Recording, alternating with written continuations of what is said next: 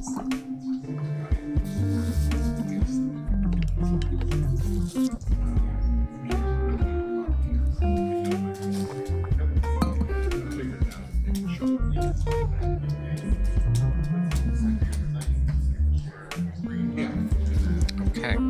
you guys good? Diana, you're good? Okay. Good morning. I call the meeting of the Arts and Economy Committee to order. It is Tuesday, November 18th at 9:30 a.m. Diana, will you please call the roll? Good morning. Clark? Here. Green? Here. Dunphy? Here. Ryan? Here. Okay, Craig, will you please read the statement of conduct? Welcome to this meeting of the Arts and Economy Committee. To testify before this committee in person or virtually, you must sign up in advance on the committee agenda at www.portland.gov/council/agenda/arts-and-economy-committee or by calling 311. Information on engaging with the committee can be found at this link. Registration for virtual testimony closes 1 hour prior to the meeting. In-person testifiers must sign up before the agenda item is heard. If public testimony will be taken on an item, individuals may testify for 3 minutes unless the chair states otherwise. Your microphone will be muted when your time is over. The chair preserves order. Disruptive conduct such as shouting, refusing to conclude your testimony when your time is up, or interrupting others' testimony or committee deliberations will not be allowed. If you cause a disruption, a warning will be given. Further disruption will result in ejection from the meeting. Anyone who fails to leave once ejected is subject to arrest for trespass. Additionally, the committee may take a short recess and reconvene virtually. Your testimony should address the matter being considered. When testifying, state your name for the record. If you are a lobbyist, identify the organization you represent. Virtual testifiers should unmute themselves when the clerk calls your name. Thank you. Thank you, Craig. In today's meeting, the Arts and Economy Committee, we'll be very arts focused today. First, we're going to approve the minutes from August 12th through September 23rd. Then we'll hear updates on the Performing Arts Venues Feasibility Study and the Metro Portland P5 Center for the Arts Agreement from the Office of Arts and Culture, as well as receive updates from stakeholders about the future of Keller Auditorium and Portland State University's Performing Arts Venues. And we'll listen to public testimony on Performing Arts Venues, as well as public testimony on issues before the Arts and Economy Committee. So, item one, August 12th through, please read item one, Diana. I'm doing your job. Thank you. Item 1, August 12th, 2025 to September 23rd, 2025, Arts and Economy Committee minutes. Thank you, Diana. This first item is to approve the minutes of Arts and Economy Committee meetings that occurred August 12th through September 23rd. Yes, we're playing catch up. These minutes are available online as part of the meeting agenda. If no objections, all approved.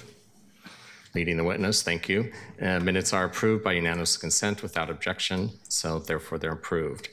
Okay, Diana, please read item number 2. Item 2, Performing Arts Venues Update.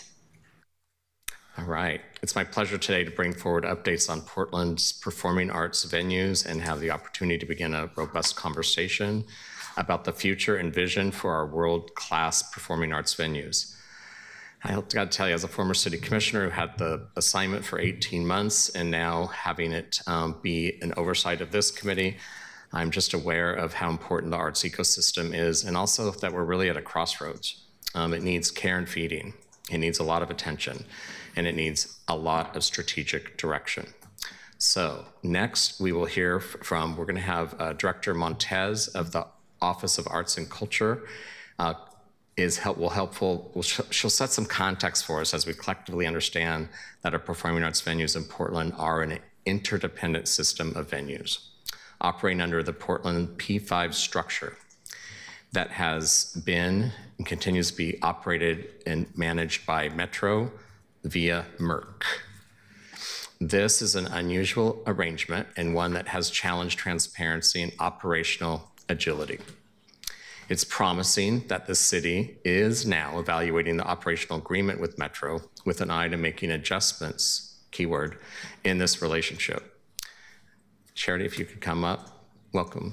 Director Montez, it's good to see you. Thank you, Counselor. It's good to see you too. Thank you so much for having me this morning.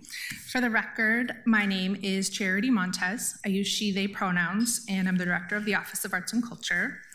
I'm here to present on reimagining downtown performing arts, which is our framework for the interconnected work of considering the future of Portland 5 Centers for the Arts and the P5 transition, contemplating a renovated Keller Auditorium and a new Broadway-capable venue, and leveraging the role of the performing arts in revitalizing downtown Portland. Next slide. Maybe there's lag. There we go. So the specific topics I want to address this morning are the Portland 5 Centers for the Arts transition, including a refresher on the recommendations from the Performing Arts Venues Work Group and an update on our work to begin implementation of those recommendations. The future of large-scale performing arts project with a timeline on the Keller Auditorium to date and an update on our work around the strategy to consider 2 Broadway-capable venues. After my presentation, you will hear from representatives from Halpern Landscape Conservancy and Portland State University, and of course there will be time for committee discussion. Next slide. I want to start with Portland 5 Centers for the Arts. Next slide. Thank you. As a reminder, Portland 5 Centers for the Arts refers to the 5 city-owned, Metro-operated performing arts facilities at the heart of downtown. That includes the Arlene Schnitzer Concert Hall, the Keller Auditorium, the Antoinette Hatfield Hall, which houses 3 venues, the Newmark, Winningstad, and Brunish Theaters. The numbers on this slide have been updated for fiscal year 24-25. And really, these 5 venues are central to Portland's creative economy and our cultural life, drawing almost 800,000 attendees to downtown Portland every year, and serving as a home to both our local nonprofit arts organizations and national touring groups. Pre-pandemic, these venues brought in more than 1 million visitors to the downtown core, and we are looking forward to a day when we see those numbers again. Next slide, please. In October 2024, Metro and the city passed parallel legislation to establish the Performing Arts Venues Work Group to evaluate the management of Portland 5 Centers for the Arts facilities. We launched the 19-member work group in January 2025, and the work group met every other week for 5 months to consider the needs and wants of users of the theaters, the current operating model, the state of performing arts centers nationally, common operating models across North America, and potential alternative operating models for Portland 5. In June 2025, the work group delivered its recommendations to City Administrator Jordan, Metro Council President Peterson, and Metro Council. Then in July, Metro staff presented the recommendations to the MERC and Metro Council, and I shared the recommendations at an Arts and Economy Committee meeting. Next slide, please. In the short term, the work group made recommendations for improvements within the existing model, where the city owns the venues and Metro operates them, including increased earned revenue through more bookings and expanded food and beverage offerings, increase engagement and coordination with local arts organizations to improve relations, and update and improve booking policies to increase use of the venues.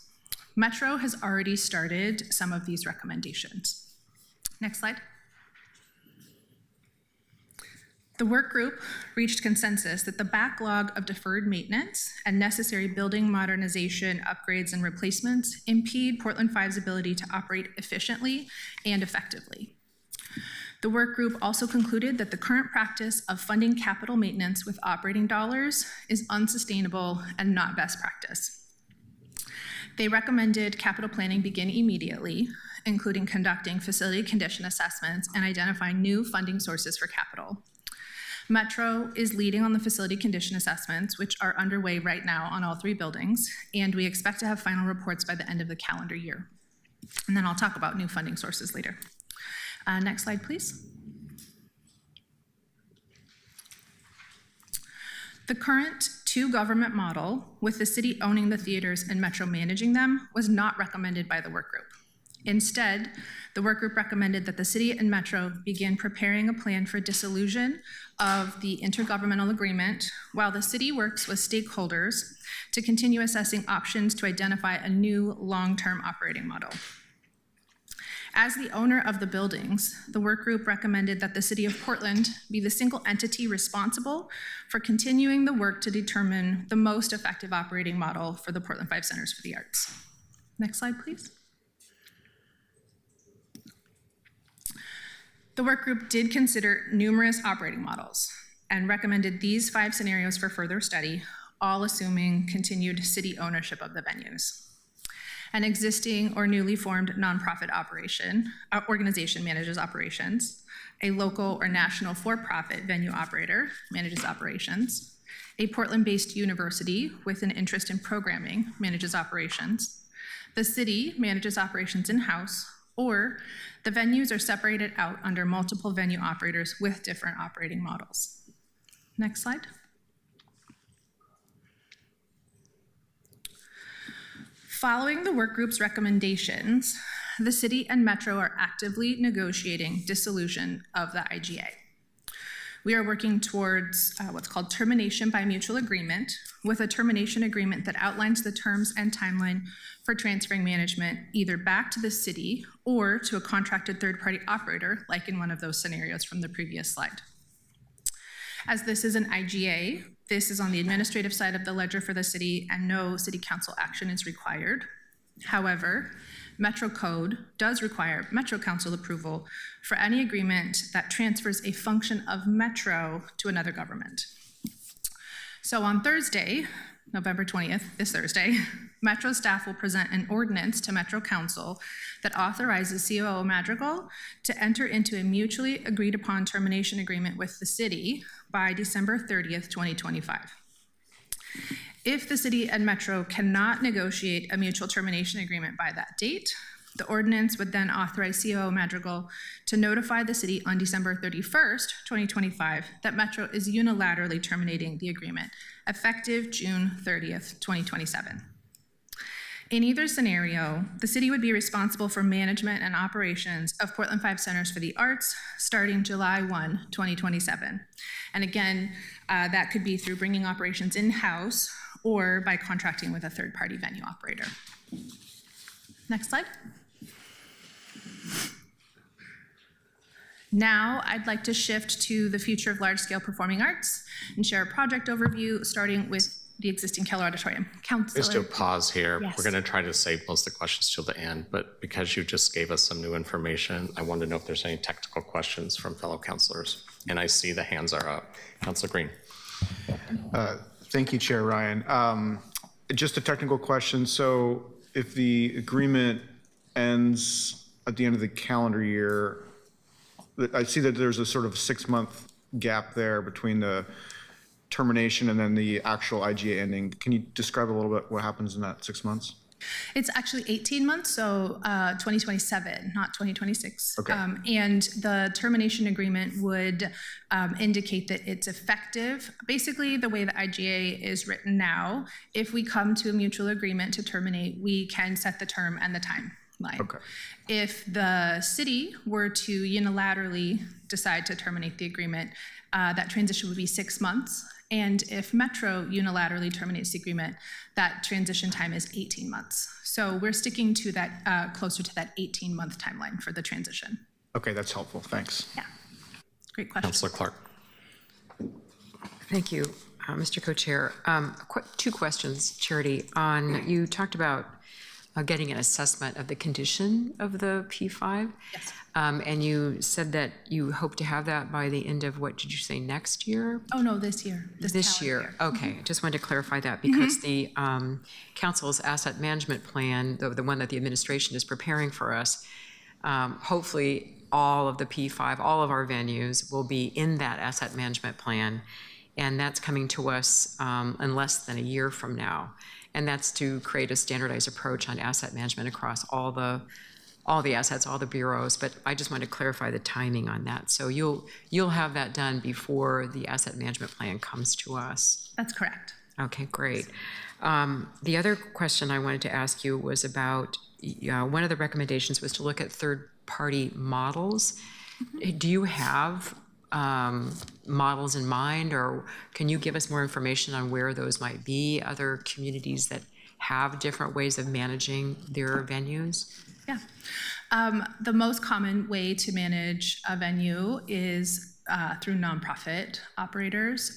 So 90% of the venues across the country are operated by nonprofit, even if they are publicly owned, like government owned. And then within that, there are a number of models. You could have a commercial operator that is hired by a nonprofit. You could have a commercial operator that partners with a nonprofit.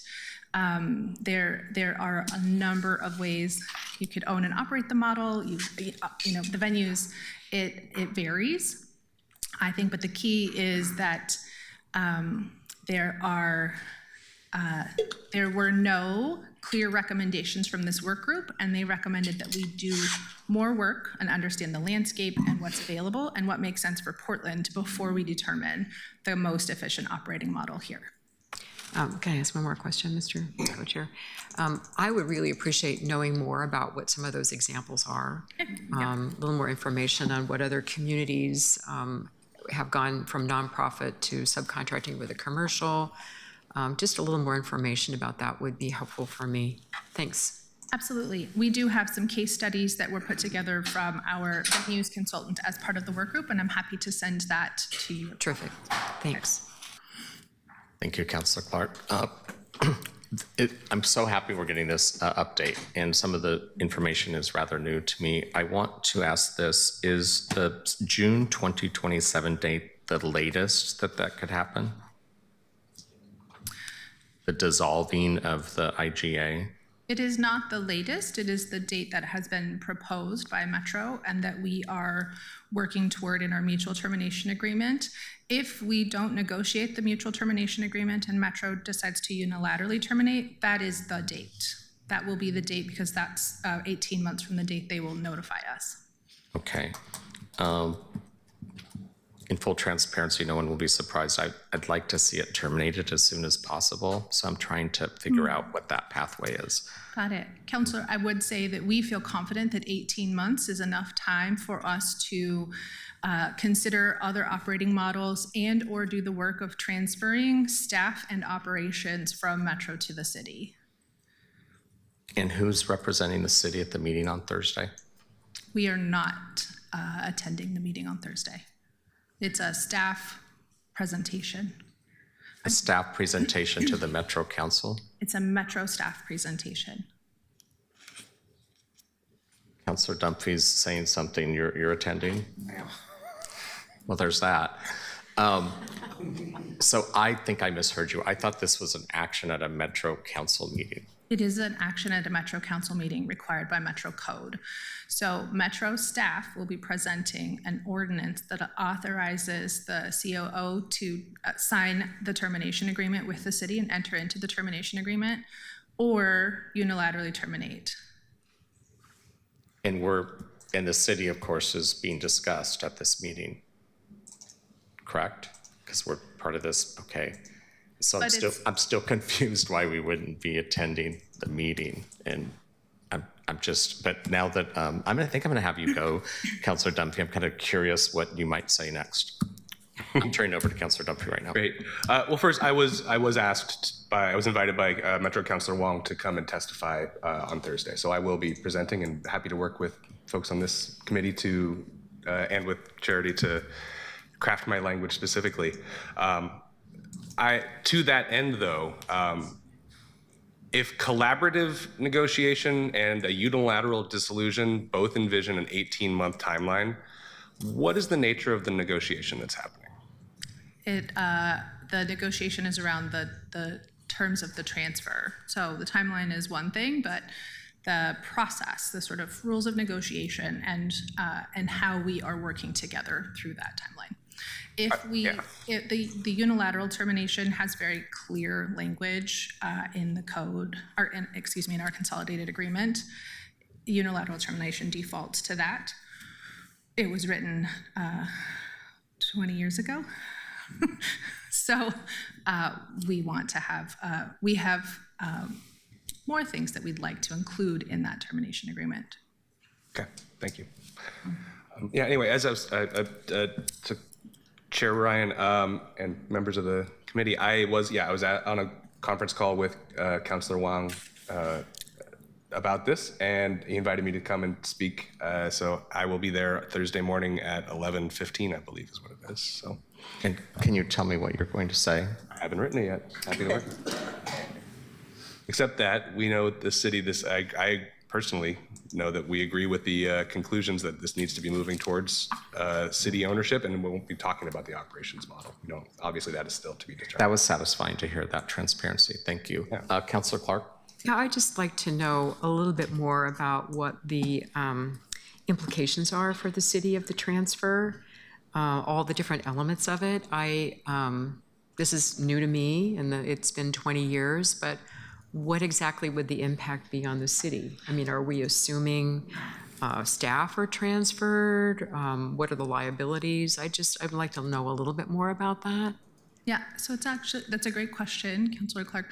It's been 40 years, I think, so in the 80s, this agreement has been in place since the 80s, so it's been longer than 20 years. The 20 years was the most recent updated version of our IGA. There are a number of implications if Metro were no longer operating the venues. Our options are either we bring all of the staff and all of the operations in-house and they become city staff and we operate the venues through city staff and city contracts, or we identify third-party operators, contractors who manage the venues on our behalf, similar to the Moda Center or the Veterans Memorial Coliseum or Providence Park. Those are city-owned assets, and we have a third-party operator that manages those assets on our behalf. Well, Mr. Co-Chair, it just sounds like there are huge implications for us, whichever way we go. And I think we need to know a little bit more about that. I don't want to micromanage this process, but I'd just like to be better informed. Director Montez, it looks like we'll be having you come back to an additional meeting so we can actually be brought up to speed on this. When you say, my final question on this, I realize there's people here that are going to present, and I want to be sensitive to their time. When you say Metro, you're also saying MERC? MERC is the oversight committee, but Portland 5 Centers for the Arts is a department of Metro. They are Metro employees. Got it. But when the meeting that takes place on Thursday, MERC is, they're connected to this IGA, correct? They're the oversight committee. Right. And MERC, at the MERC presentation, the last MERC meeting, they were notified that this ordinance was happening, but this is a Metro code issue because there's a government transfer. A function of government is being transferred to another government. So that requires Metro Council approval. Sounds good. I just know that MERC is often presented as a reason why something can't happen, or because it's power and its influence. And so I don't want it to dismiss MERC in this process. I do not think that they have been dismissed in this process. They are. That's all I needed to say. Thank you. Anyone else? Thank you for those answering those technical questions. We were tripped up a bit by some new information. And I am happy to provide more information Yeah. and to provide individual briefings. Yeah, no, it's all good. Okay. Okay, so we can move on. And so now you were ready to pivot to the next part of your presentation. Carry on. Okay, thank you. So I am going to shift to the future of large-scale performing arts, share a project overview, and I'm going to start with the existing Keller Auditorium. Next slide, please. The Keller Auditorium is unique in Portland. It is the only performance space in our greater Portland area that can host large-scale theatrical performances like touring Broadway shows. The economic impact is huge. Keller alone draws 400,000 people in attendance each year, largely because Broadway is one of the most popular attractions in town. And the Keller is at 97% capacity for Broadway shows. The Keller Auditorium is the cornerstone of Portland 5 Centers for the Arts, and it subsidizes the other 4 theaters that we were talking about. 90% of Portlanders feel that arts venues inspire pride in their community, and we think that's really important right now, especially as we're talking about revitalizing our downtown. Next slide. So the Keller Auditorium was built in 1917, and like many older buildings, it was not built to withstand a major earthquake. It was added to the city's unreinforced masonry, or URM, list in the teens. And in 2017, Halpern Landscape Conservancy led a private design competition to develop concepts for an exterior renovation.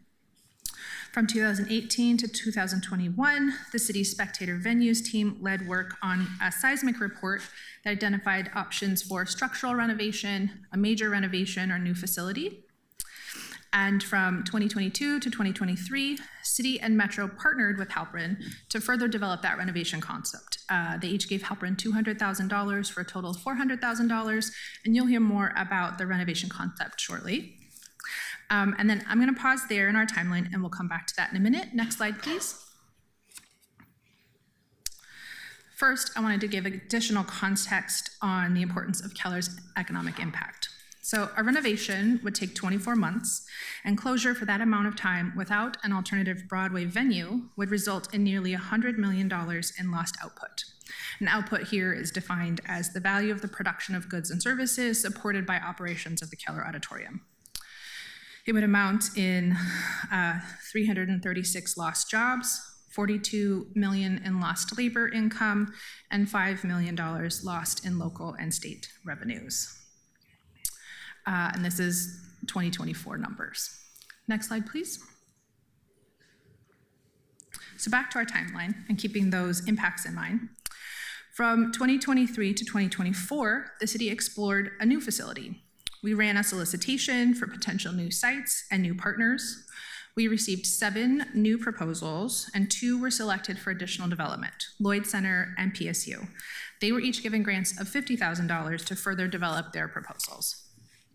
In the end, PSU was identified as the best possible alternative location and development partner for a new build. And you'll hear more about that proposal as well. Then finally, in October 2024, Council accepted the recommendation to pursue a strategy to develop 2 Broadway-capable venues, considering both a new build and a renovation, sequenced in such a way that would avoid a prolonged closure of the Keller Auditorium. The resolution also directed several key areas of work, including a transportation study, a market feasibility study, and launching a steering committee as needed. So I will get into that work now. Next slide, please.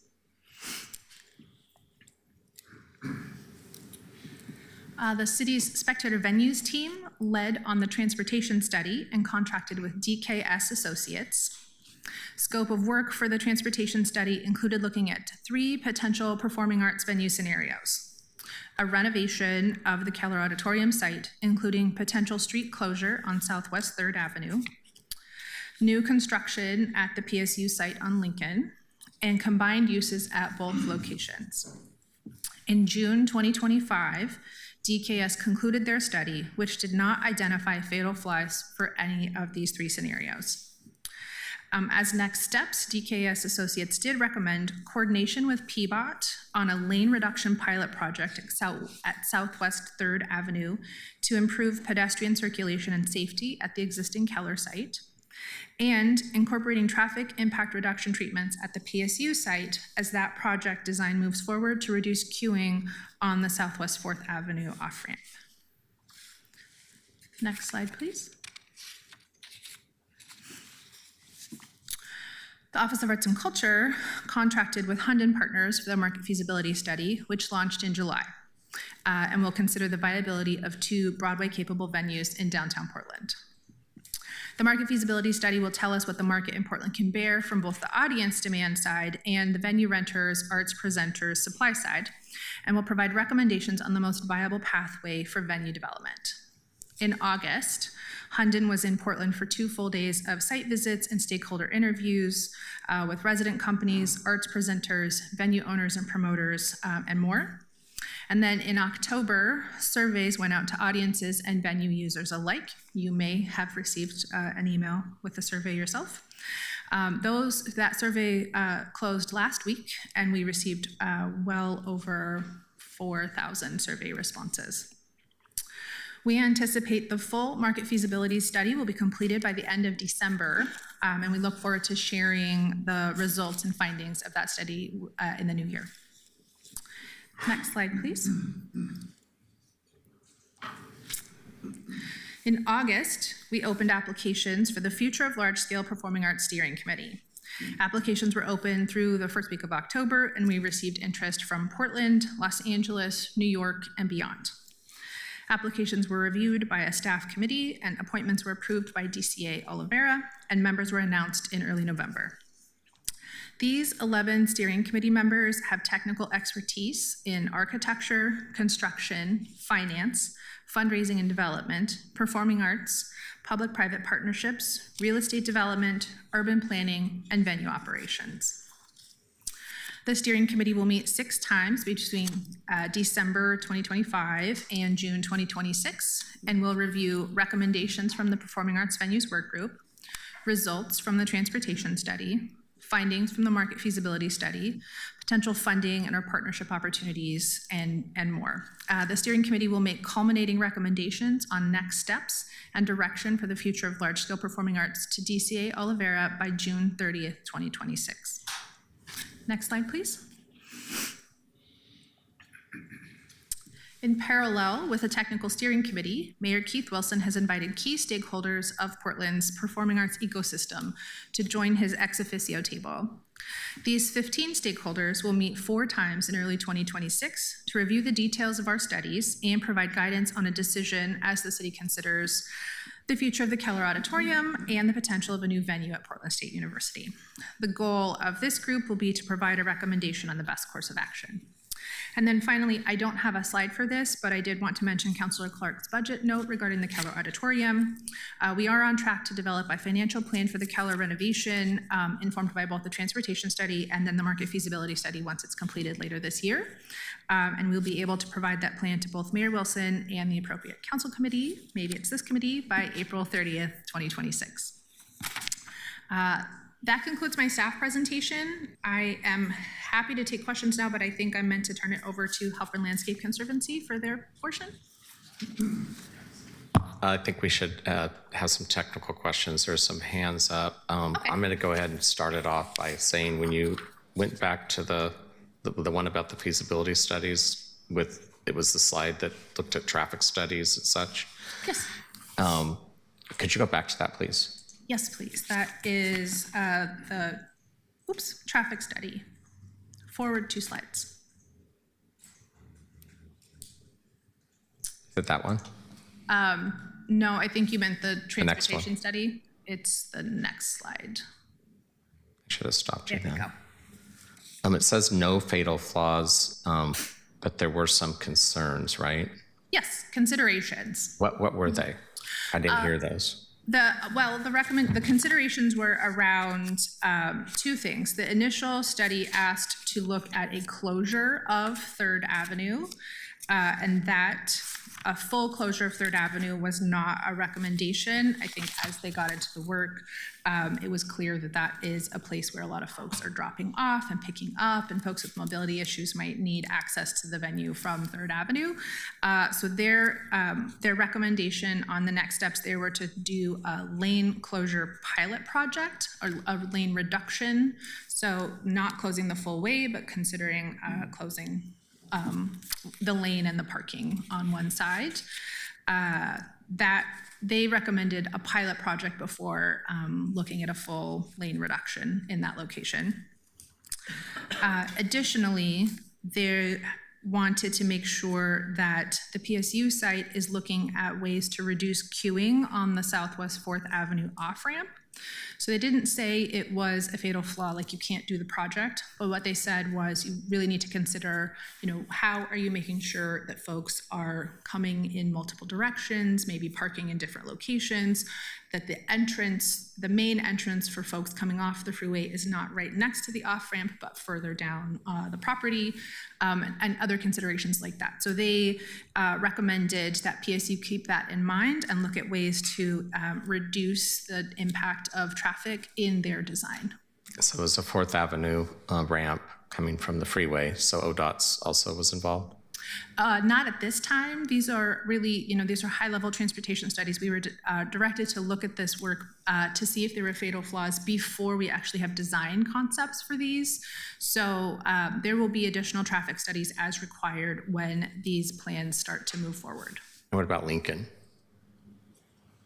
That would be additional traffic study as the plan moves forward. That was Is not. that the street that's next to the, yeah. Was that part of the traffic study? Yes, but I am happy to forward you the full results of the transportation study, Counselor. The concern was not as much about Lincoln as it was about the off-ramp. Oh, that's fascinating. Okay. Counselor Smith. Thank you, Co-Chair. I had some of the same concerns about the transportation study where you say there are no flaws. I'd like to have a copy of that transportation study in its fullest form. The market feasibility study, you said it's going to be done by the end of December 2025. Co-Chair Ryan, is there an opportunity for us to bring this back? Do we have another meeting that we could talk about this market feasibility study? Because I am concerned that we're just getting a high-level approach to how you're giving us this information, and it's not in great detail. Because this market feasibility study is going to show us whether there is a demand for 2 such venues in the city of Portland. And that's the ball game, because if you can't make any money, it doesn't make any sense. And so that, in combination with the transportation study and how well we move people in cars going forward. And we fully expect that there's going to be a much busier downtown in the next 2 years than we've had in the last 2 years. So I'm going to be looking for some of those kind of, some of those remarks to see whether or not, we're in the ball game. I don't want to approve something before we have any of these studies back yet. Mm-hmm.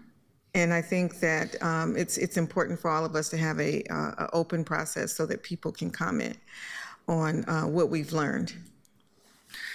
Thank you, Counselor. I'm happy to forward the transportation study. One of the key points that they made, even if our downtown is busier, is that the traffic is happening, the impacts would be happening in the evening, which is counter to the commute traffic. It is not when the most traffic is happening in Portland. So they didn't see fatal flaws. That was the question. That's what we were asked to look at. Are there fatal flaws like a non-starter? And they did not identify non-starters.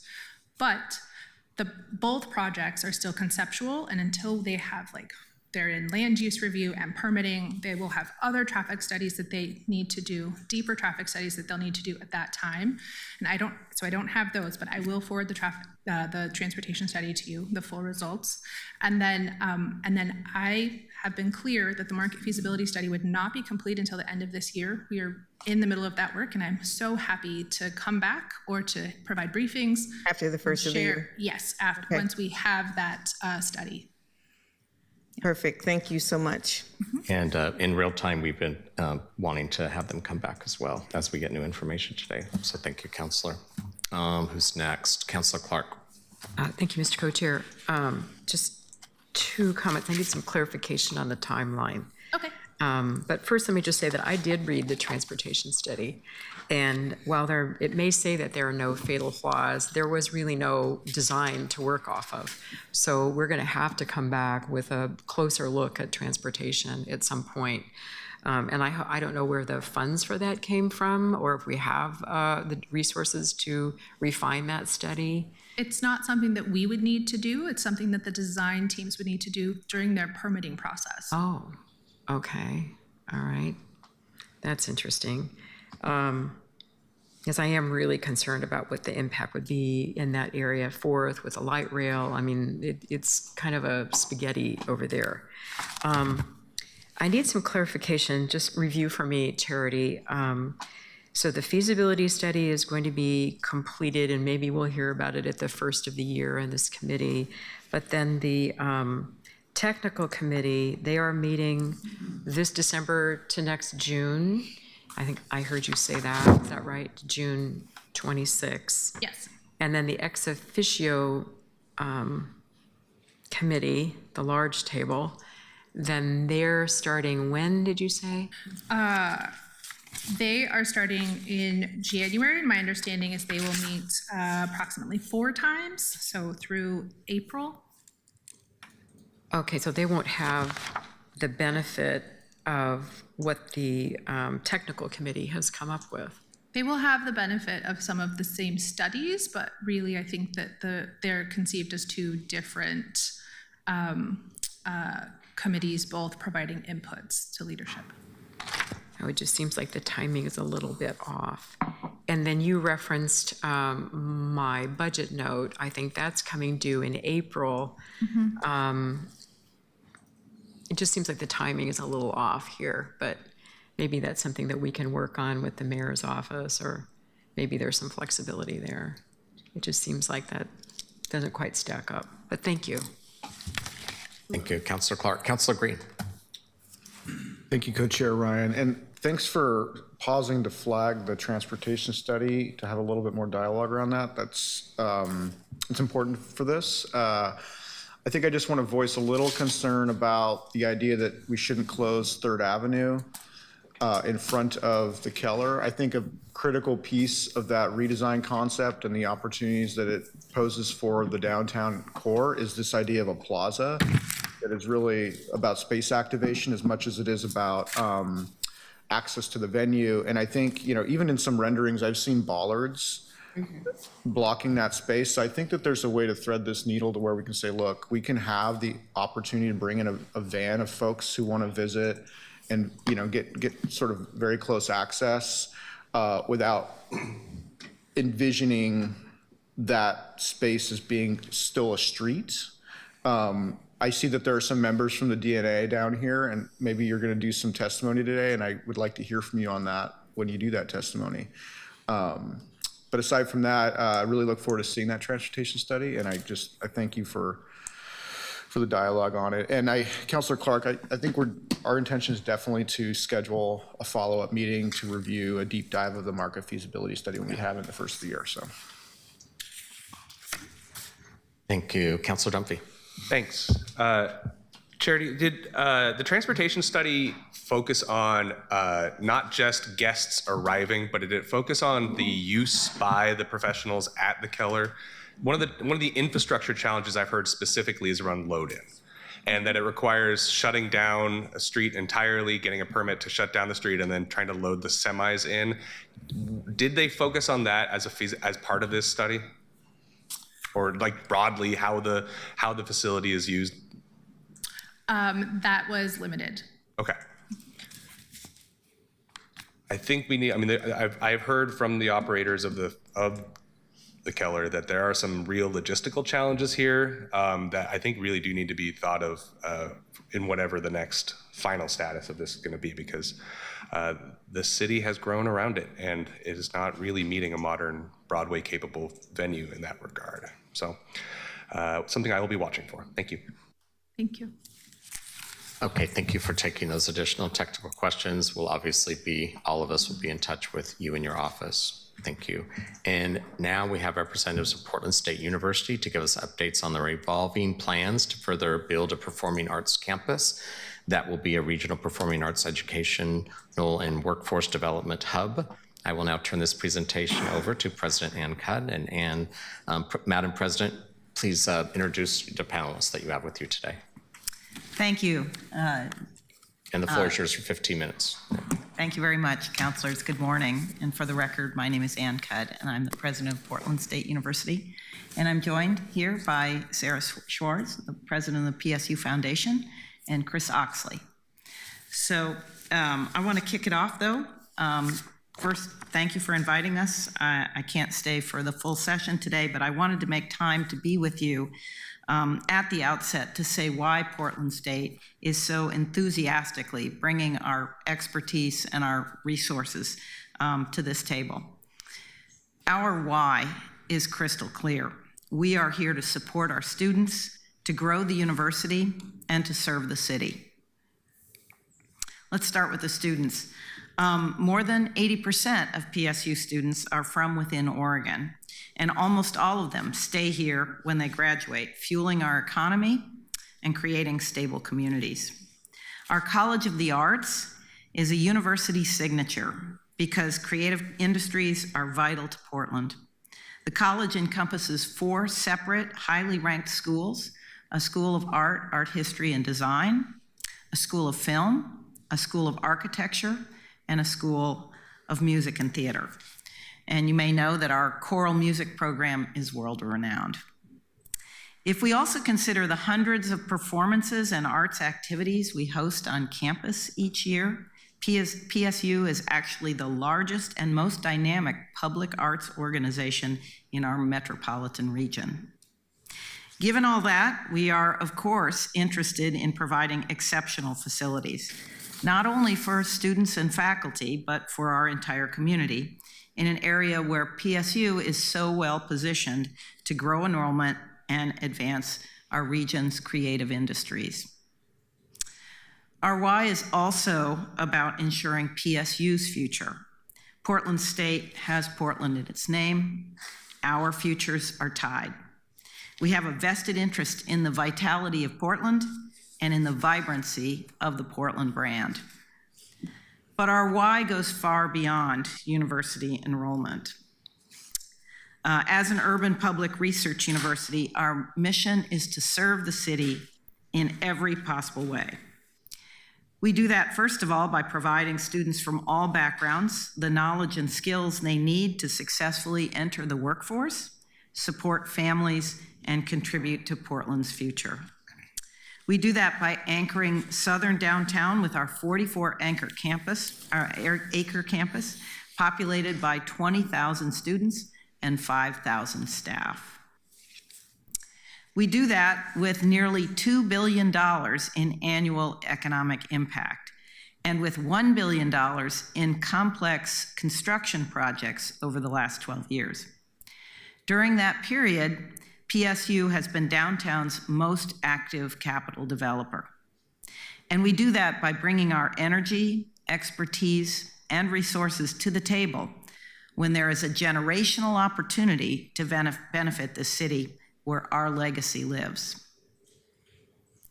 So, like all of you, we believe that education, arts, culture, entertainment, and culinary offerings will drive Portland's cultural and economic resurgence. I've framed my presidency around a strategic plan that centers those things. It says we will seize opportunities to make PSU into a vibrant place, to bring people together in person to learn and connect, particularly in the arts. We believe that live, in-person experiences are critical to both a thriving PSU and a thriving downtown. And so all of that is why we answered the call in the first place and why we continue to show up in such a big way to advance our shared vision. So now I'm going to hand it over to my colleagues to fill in some more details about our project. Thanks, Ann. Good morning, everyone. I'm Sarah Schwarz. As Ann said, I'm the president of the Portland State University Foundation and excited to be one of the project partners within our PSU team to be here presenting to you today. Mostly, I'm here to outline the momentum growing around this project and to help connect the dots on its economic and cultural benefits. I want to begin by saying that progress to date has been born of hundreds of interactions and engagements over 20 months. We've concluded hundreds of conversations with regional art organizations, local and national funders, hotel groups, business and civic leaders, governmental partners, university peers, community groups, labor unions, and the general public. We've worked with leading theater architects and consultants and presenters to begin design concepts and analyze programming ideas and potential partnerships. And we've learned from peers around the country who have built and operated performing arts centers involving coalitions like ours with nonprofits, municipalities, and universities. And I just want to take a moment to say that I have learned a lot this morning as well, listening to the questions that you had that are very tactical related and technical. And I think that what we've learned as we've talked with a variety of folks is that we've got to start with a big vision, and then we find the strategy and the tactics to get to where we all want to be together. So I think in this part of the presentation, we'd love to just bring it up a little bit to say, here's a vision that we think is really exciting, that represents not just what Portland needs right now, but what a Portland of the future can do. And as we travel around and talk with folks, people are paying attention to this project, and they have a lot of confidence that Portland can do big things. So in that vein, I was recently in New York sharing our visionary with luminaries, producers, and funders in the performing arts. And they are very much paying attention. They know how rare an opportunity it is for a large performing arts and culture center at this scale to be built in a creative hub like Portland. The hotel groups as well are watching this project closely because they believe it is nationally unique. Once we have clear city commitment, our vision is likely to attract arts infrastructure investment at a different level than Portland has experienced before. Such rich conversations have left us more committed than ever to the unique economic and cultural benefits of a multi-use performing arts and culture center. So just to run through what the project looks like again, the elements include a 3,000-seat venue, which would be owned by the city, a 1,200-seat community theater, 2 200-seat venues, classrooms and other spaces, which are all owned by PSU, and a 150-room hotel and conference center to be owned by a private investor. There is also room for a permanent home of resident arts organizations, which they in turn would own their own spaces as well. The economic benefits are inarguable. It starts with the land itself, a 4.25-acre site, the largest developable parcel in downtown Portland. The property is fully owned by PSU and valued at $15 million. It represents the university's most valuable land bank. We are bringing it to this table at no cost to the city because we believe this project represents the highest and best use of the land to serve both PSU and Portland. The Performing Arts and Culture Center will be activated 365 days a year by students, performers, theater goers, conference attendees, and visitors. Their presence will result in year-round economic activity. As Business Oregon recently noted, arts travelers are the very best kind. They stay longer and spend more. And what we know here in our region is that up to 40% of arts patrons come from 60 miles or further away. We have conducted substantive analysis of program expectancies for the project's multiple venues. Our conservative estimates for the multiple theaters add up to attendance of around 640,000 people a year. We've run these numbers up against other presenters who have lots of experience in this area, and they have confirmed that they will be able to bring additional types of shows to the large venue because of the site's ample size and capability. And I also just want to note again on these numbers that this also reflects projects and programs for local arts companies. You know, we feel that so much of this project is about the mission and the programming and the content, and that the venue then has to be the container that serves that, which is why so many of these conversations early on with arts organizations, both at the local and national level, and with folks who are familiar with the presenting business, have had a chance to talk with us about this project, because the container, again, needs to fit the mission and what we plan to do inside of it. The hotel and conference center are important elements. The Portland Live Performance Art Calendar is winter peaking and summer slumping, while the Portland Conference Calendar is the opposite. This combination creates year-round vibrancy. We know downtown does not have adequate conference space, and the center's conference spaces will be intentionally overbuilt relative to the number of planned hotel beds to create value for other downtown hotel operators.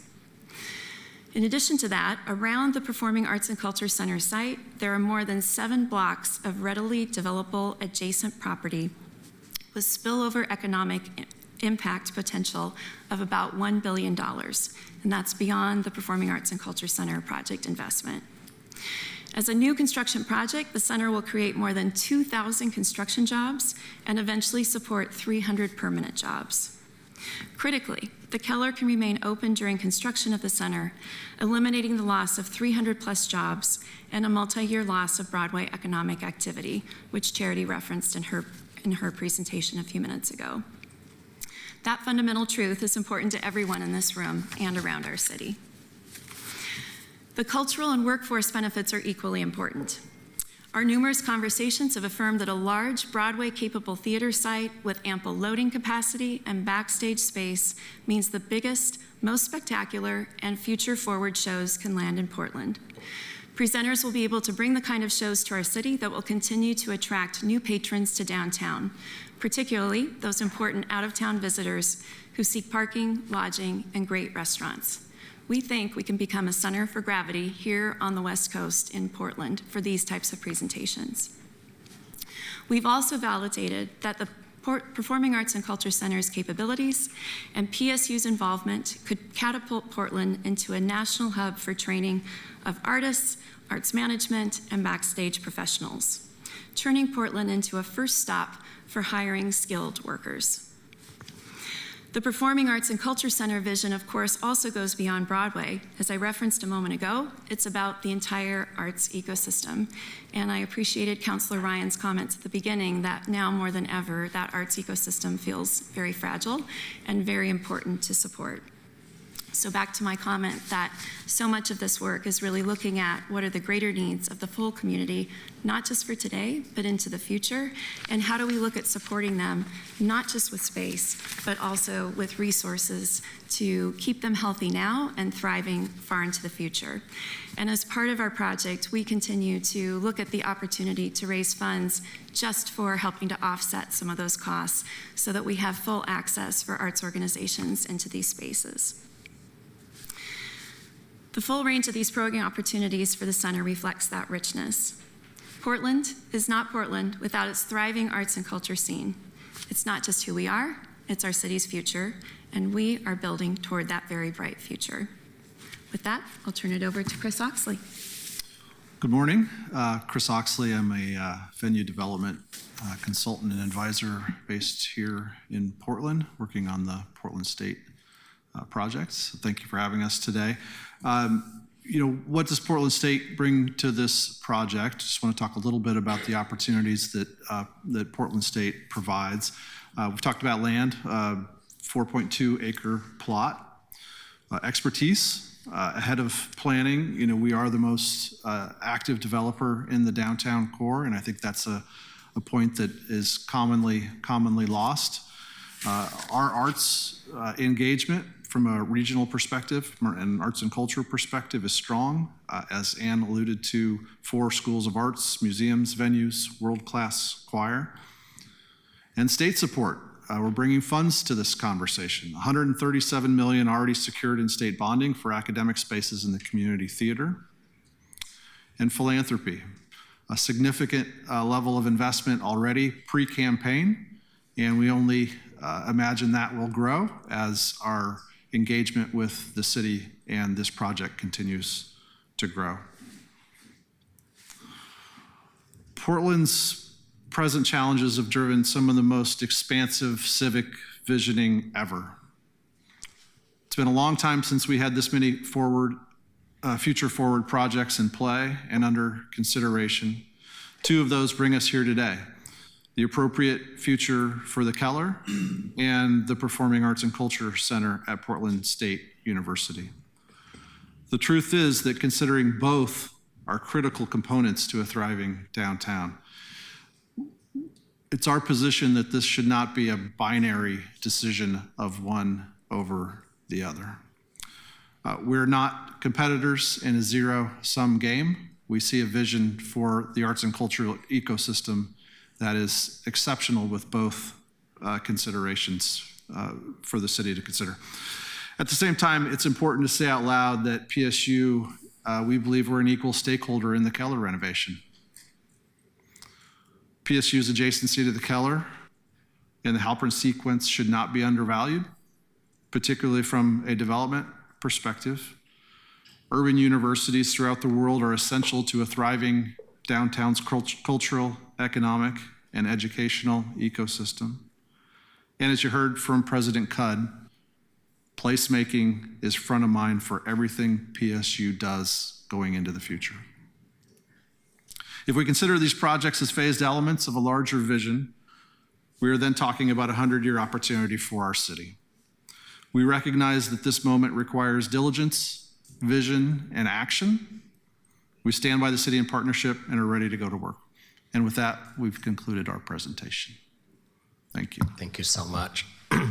We will go ahead and take some questions. So if you could stay, that would be great. I'm going to start with Councilor Dunphy.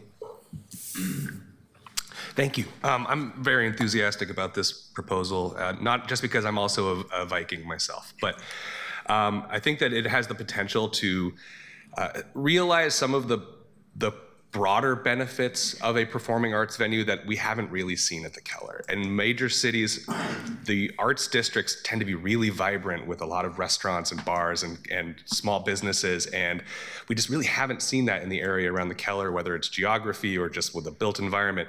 I'm really enthusiastic about this. That said, I have a couple questions, and I'd like to have you both, if you can, weigh in on this. There are two big things I keep hearing about in Portland. The first is the need for space by arts organizations of all sizes, the little guys and the medium guys, and of course the big guys as well.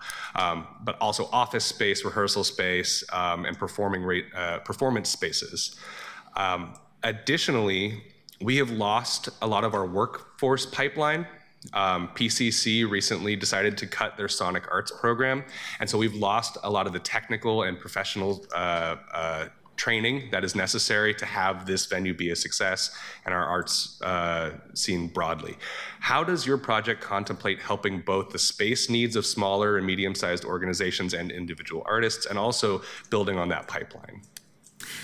Yeah, well, I'll jump in and take that one. Just yesterday morning, I was meeting with Jane Unger, who some of you may know, who was the original founder of Profile Theater and has gone on to work on a variety of smaller theater projects all around Portland, as well as directing both nationally and with franchise organizations.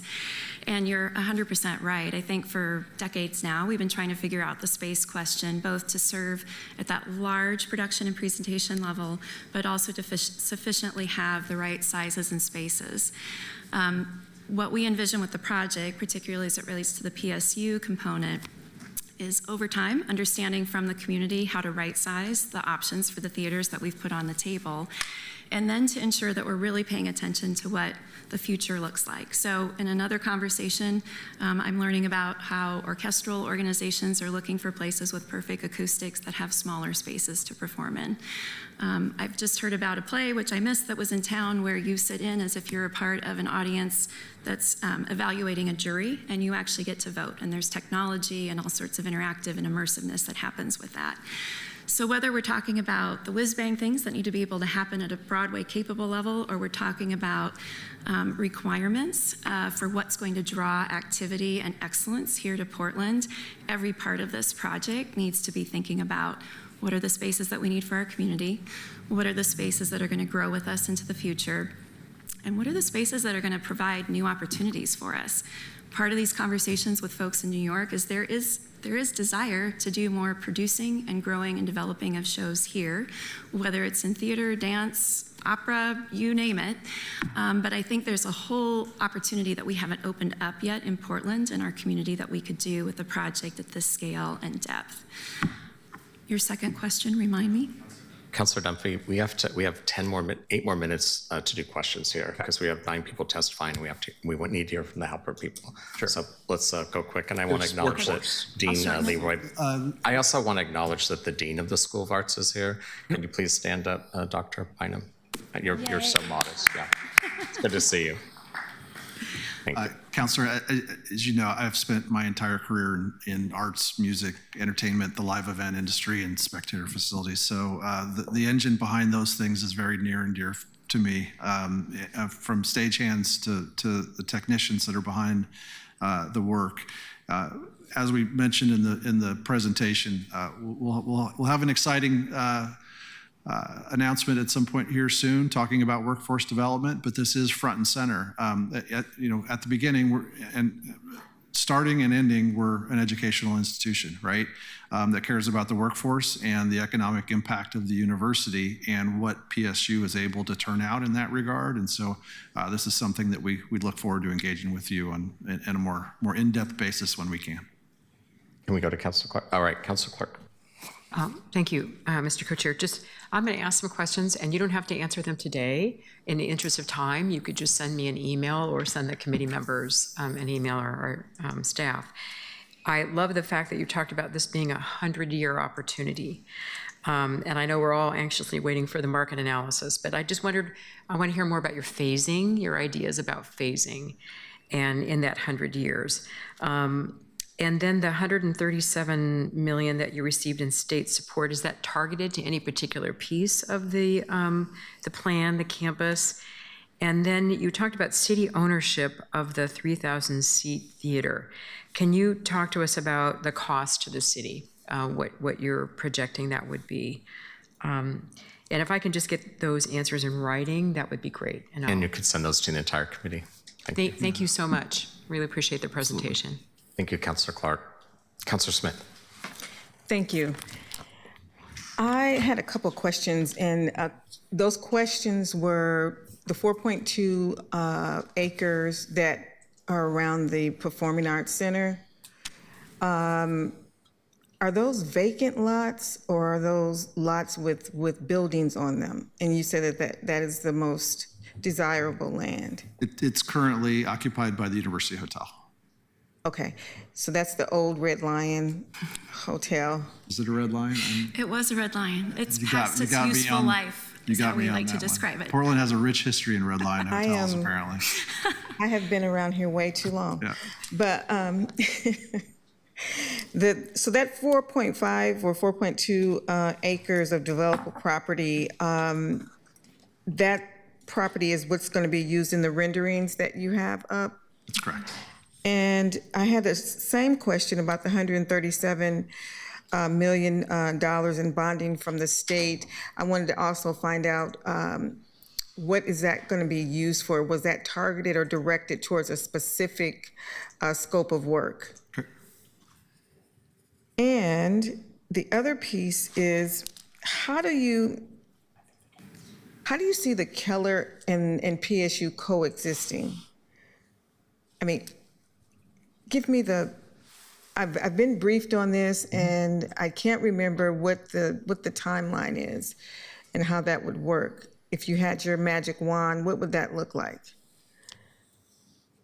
Fair.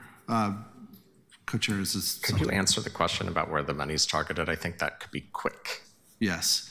So it is targeted towards the academic theater and the two 200-seat black Okay. box performance theaters, and then there's a portion of that is dedicated to parking. That said, and I just want to be clear, we're thinking about this as a holistic project, and the fact that we're able to bring these dollars to the table along with philanthropy, potentially TIF, potentially other opportunities along the way as we think about what the capital stack should look like. It is a holistic project in our mind. So we can give you more detail. If I could just add on quickly, our aim is to open in December of 2030. So that's the timeline that we're driving towards for construction completion. And just one last statement, it's not a question, but I really would like to know how you're going to be engaging students out in District 1. I am a District 1 city councilor, and how will you engage those students with PSU, those schools out there at Park Road, Centennial, David Douglas, Reynolds?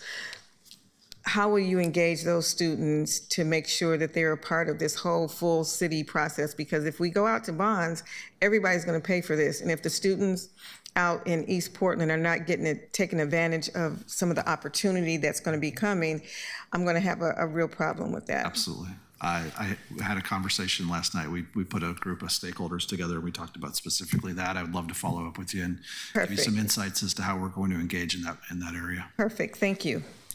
Thank you, and thank you for being clear about where the money's targeted. It does come from the state, so of course it goes to higher education purposes. Yeah, and not for the big performance center that we were talking about. Okay, great. Thank you so much for your presentation. I now want to welcome the Halpern Conservancy, who've been responsible for restoring our treasures, those world-renowned fountains, and starting, of course, with the flagship Keller Fountain. And as such, they're supporters and partners in the future of the Keller Auditorium, which is, of course, I think we all need to remember this, is on the city's general ledger. They will share their concepts and ideas for Reimagine Keller with us today. And I want to start by introducing Karen Whitman. I'm going to let you go ahead and introduce your colleagues who are here with you today. Okay, well, good morning and thanks a lot for having us. We really appreciate it. My name is Karen Whitman. I'm the Executive Director of the Halpern Landscape Conservancy, and I also have the distinguished title of being the Project Manager for the 21st Century Keller. On my immediate left is Bob Nadeau, who is the Chair of HLC, and next to him is Scott Andrews, who is the President of HLC. So we really appreciate the opportunity to have a few remarks, beginning with what about the Halpern Landscape Conservancy don't you know about? At this point, there can't be much, but we're a 19-member volunteer board. The only paid staff we have is Karen, who keeps us all honest. We have 19 volunteer board members, and we're founded in 2008 by Randy Gregg and a small cadre of architects and landscape architects who were concerned about the state of what we call the Portland Open Space Sequence, which are the 4 parks that were designed as part of the South Urban Renewal Project. And the lead designer was, of course, Lawrence Halpern. The kind of crown jewel is the space that the architectural critic at the New York Times said was one of the greatest public spaces since the Renaissance. And that's the fountain and its relationship to the auditorium, which kind of is how we got involved. We got started a long time ago just trying to figure out what to do with the Fountain District and how to energize it back before there was a pandemic and back when Portland was thriving and our south end of downtown was losing tenants to the newer Pearl District and North Portland neighborhoods and things, and we were trying to figure out what to do about it. I'll let Scott talk a little bit about the Keller. Thanks, Bob. So we started on this in 2016, a mere 9 years ago. We helped put together a neighborhood meeting that included landlords, tenants, businesses, Portland State. And the idea was to sit down and figure out how we could make the neighborhood a better place to live and work and to do business. We did 2 major things out of that, hired a consultant. They came back and said, one, you need a better brand than the South Auditorium District. So we came up with the Fountain District, and that seems to have stuck. And 2, they said the most important thing you can do is re-energize Keller. It's dark 180 days of the year. Part of that has to do with how inefficient it is to load and unload. There are several design factors that you could take into consideration to make that work, including providing the opportunity to use that facility 365 days a year. So we raised some money, did an international juried competition, thought we'd get some good ideas, but Stu Fish International actually came to us with what was an absolutely fantastic idea, and we started to show it and get some enthusiasm. And then COVID and riots and all of the challenges that we've seen over the last 4 or 5 years.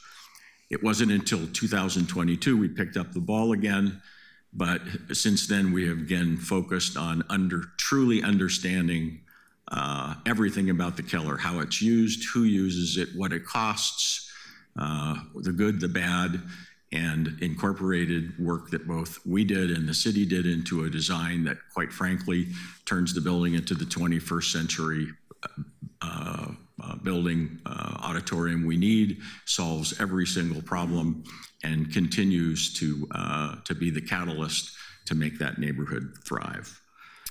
So I'm going to hand that over to Karen. Next slide, please. Do we have our technical problems solved? Okay.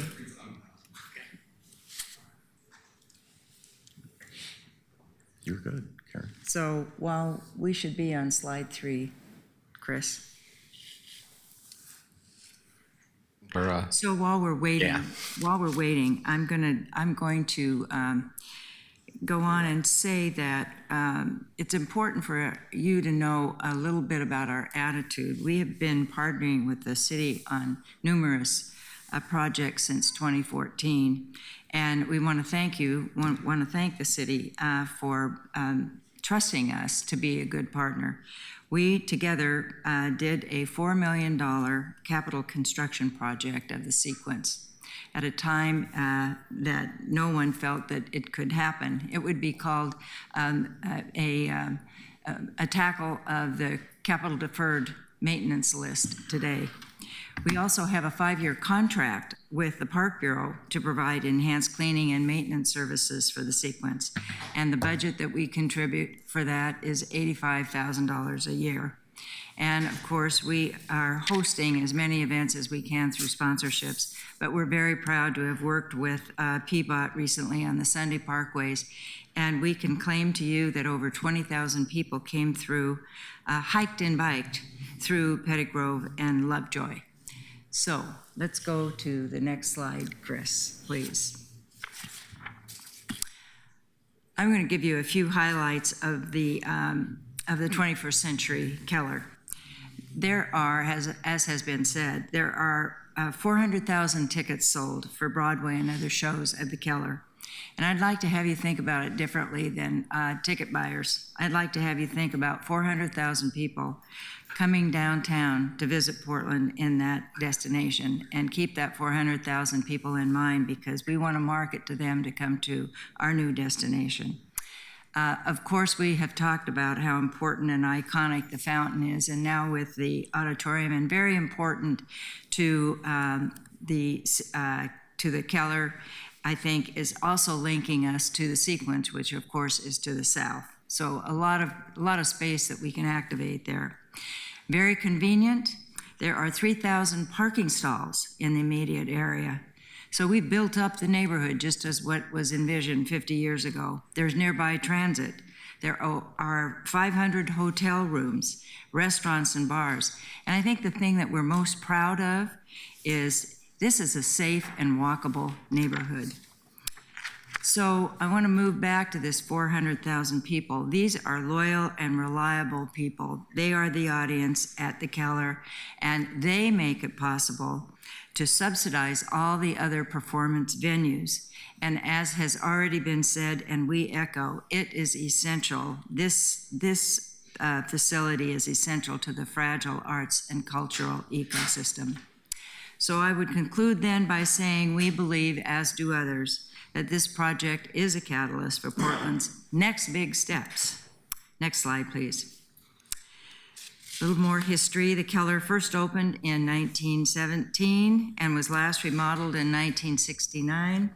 We're ahead of ourselves on the slides. Yeah. Sorry. We should be on slide 4. There you go. There we go. There we go. All right. That's where we were. You've got it. 1917.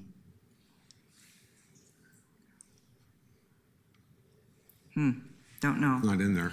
So, 50 years has gone by, and we've reimagined, expanded, and renovated. So we should be next on slide 5. Chris? Got it.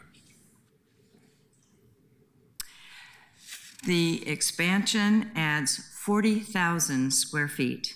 And most importantly, if you go out and ask people what they want to improve at the Keller, it adds twice the number of bathrooms. The lobby and the upper level spaces are expanded. New technology is now available to improve the acoustics, and the sight lines and seating have been reconfigured. Details about that later. And we've added performance and other spaces to achieve a big goal for us, which is higher usage. But as has been said, our big idea is the new destination, and that definition is bringing the auditorium closer to the Keller Fountain and embracing 3rd Avenue as a new plaza. Next slide, please.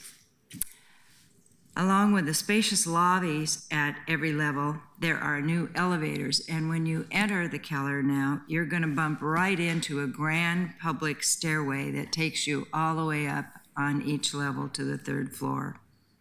The concession areas that are pretty crowded today are reconfigured, and we've worked on the space and circulation to accomplish having a drink and visiting the bathroom, both in one intermission period. We've designed a full restaurant, kitchen, and all the necessary space to guarantee excellent service, and that to apply to both the restaurant and bar with fresh food. Next slide, please. As we studied how to deal with a significant number of dark days at the Keller today, we also began to study the Keller's potential as a community center. In other words, more users, more varied events to that goal of more usage to treat the 150, which has an economic advantage. And we've used an example for you here. This is the Halpern Fountain Overlook venue, which is available for a lot of different uses. This one happens to depict a performance, but it could be a fundraising event, it could be an awards presentation, and an annual meeting. In other words, this is a resource. We see this facility as a resource for a broader community. Next, please.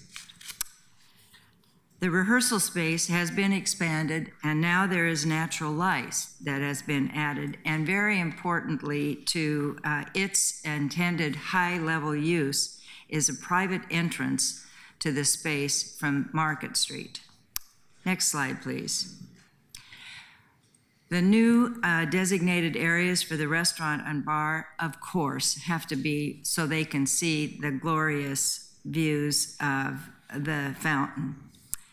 And let me note, we see the restaurant and bar as destinations, not pick up a meal or a drink before the plays and presentations. We think that with this idea of more usage of the facility, that will be the success of the restaurant and the bar. Next slide, please. And you know, because you've attended events there, the steep drop at the top of the current seating is dangerous, and it's gone, it's removed, providing now a safe entry to your seat wherever it is. And I don't know still what this really means, but it's an important fact as I understand it. It also creates a plenum under the seats for improved temperature control of the entire facility. Now to this, which I think is serving our entire constituency. The only handicapped access today are the top row seats as you enter that facility. Under the new design, we have over 200 handicapped accessible seats, and it also provides access for them to the stage. Next slide, please. I'm going to refer you to the gold section here. So we've talked about the 400,000 expansion in the front. We're basically closing in that open air portico that you see when you go to the Keller. So that's where we begin to derive that total of 40,000 square feet. And it proceeds out toward, reaching toward the Keller fountain. So there's kind of like an eyelash, if you will, that reaches over what will be the intended plaza. And importantly, Mr. Dunphy, we want you to know that we are also accommodating that load-in problem that has been there. So we want to add space in the back that not only accommodates another truck, but a fully executed entry in. So we have solved finally the elimination of the traffic congestion on Columbia. So I paid attention to what you said. Next, please. We have concepted both integrated and new programming around the goals of a diversified and expanded visitor growth. We're committed, this is very important for you to hear. We are committed to opening 3rd Avenue for routine drop-offs for the theater nights because it's just the right thing to do. And has been mentioned, the kind of closure, opening and closure doesn't have to be that complicated. Councilor Green, thank you for that. We, bottom line, expect these strategies that we're unfolding for you will stimulate growth in the overall neighborhood. We're in touch with all the businesses. We're in touch with all the neighborhood, and we're ready to get to work. So let me give you the next slide. It's an overview of the plaza as we envision it.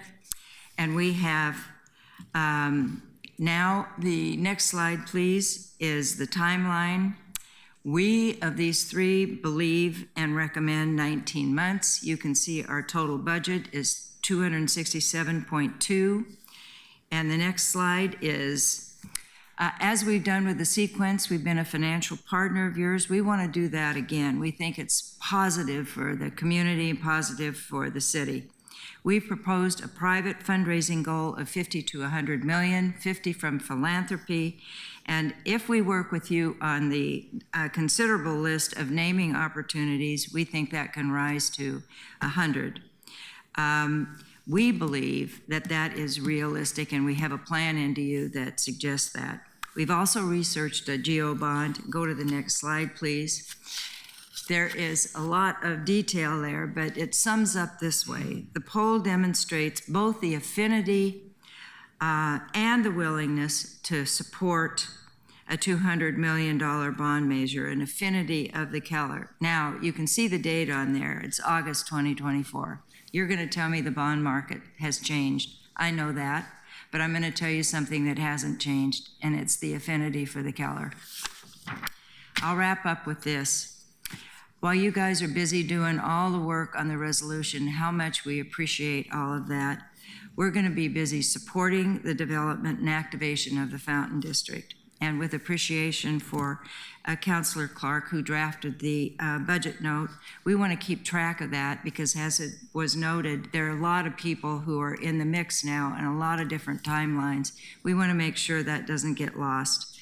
We're working on a plan for the Winter Light Festival, projecting images from the auditorium to the Keller, lighting up the fountain because there's no water flow. And we hope that working with Michael Curry, we can expand that. We've submitted an application to the PBOT Plaza Plan. We hope that that will be favorably viewed in the short term and we can activate soon. Working with PBOT to study how the green loop is going to be activated and match into the sequence. We have a team set up with PBOT to go through that.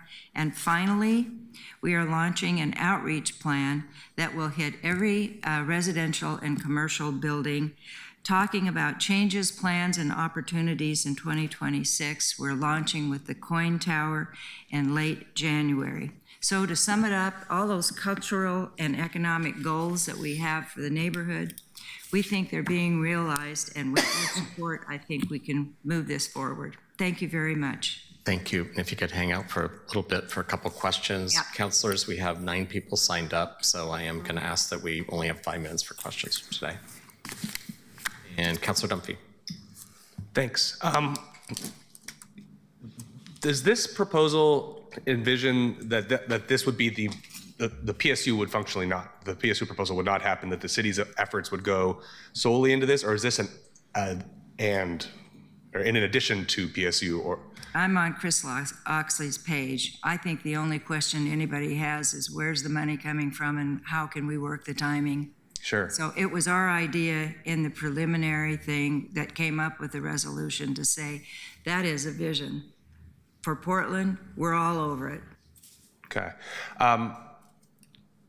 Could you talk a little bit about the concern that I've heard about, that's been brought up a couple times around the sequencing and the potential impacts to jobs specifically, that as we are having to close this facility down to do a major renovation, what that would look like over the time and how you're thinking about that? We have spent a lot of time and invested a lot of the team, professional team's efforts to see what the alternatives are.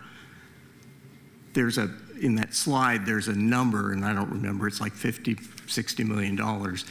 If you accelerate the schedule and compress it from 26 months to 19 months, it's worth the money because you pick up a half a year's season, we think. The other thing we looked at, which was actually proposed by the question was raised by the Broadway Across America people, was could you do this in phases so that you would shut the Keller down and, for 6 months and then reopen it for a season and then shut it down and reopen it.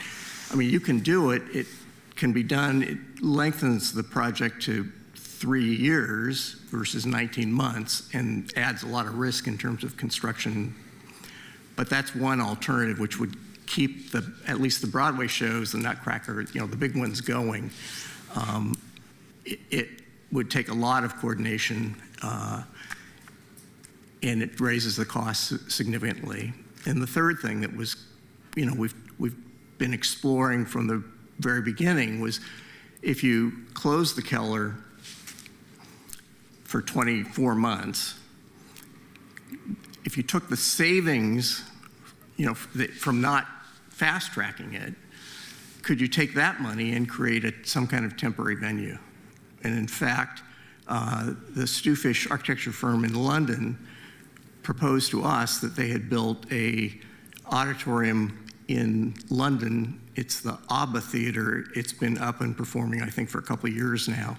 In fact, I'm on the way on a little family vacation to go there. We're going to a show, and then we're going to meet with the architects and have them present how they did this. It's a temporary theater building. In fact, it's now slated to be removed, and they're going to build a housing development on that site. So could we find a way in Portland, if we got really creative, to create a venue where you could build that and then keep the jobs. Keep the jobs and then move back. That ABBA theater, by the way, seats 3,000. And it's estimated that it would cost around $30 million to move it here.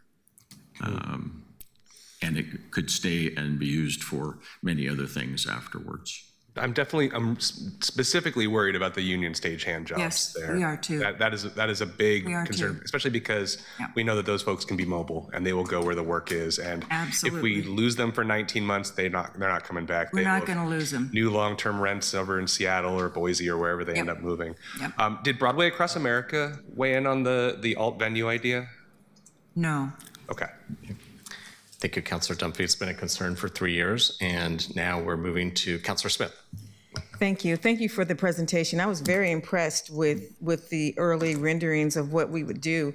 One of the things I did notice is that we didn't increase the number of seats. We're still at 3,000. Was there a reason why we didn't take advantage of this opportunity to increase the number of seats in the venue? If you really take a look at the numbers, the only people who get to capacity is Broadway Across America. And this theater is as big as any that they have on the West Coast. Okay. The average use of the theater is around 2,200. Okay. And the truth of the matter is, for many events, it's too big. So, opera and ballet and symphony, they don't use it all the time because it's too expensive and too large. Right. So we think that that's really the ideal spot to be in Portland. Okay, thank you. And the other piece is, where do the majority of the patrons of the Keller, where do they live at? Is it mainly downtown? What we found we did a survey, and they surveyed 400 voters in Multnomah County, and quite frankly, it was pretty well dispersed, east side, west side, north, and south. I think the biggest group was 40%. So people come from all over.